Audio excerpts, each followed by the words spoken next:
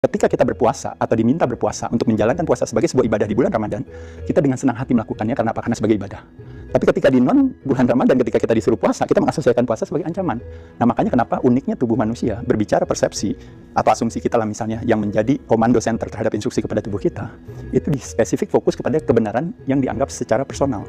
Jadi selama teman-teman data dan informasi di kepalanya terbatas atau mungkin tidak akurat, tapi teman-teman membuat satu identifikasi dengan isi kepala teman-teman tersebut yang dengan data terbatas dan tidak akurat, maka pada saat itu badan akan membuat satu instruksi. Aduh, saya kayaknya nggak bisa deh kalau seandainya, misalnya kalau saya nggak makan nanti saya lemes. Jawabannya pasti lemes. Saya kalau seandainya misalnya nggak makan Mas Adi nanti saya nggak bisa mikir, pasti nggak bisa mikir.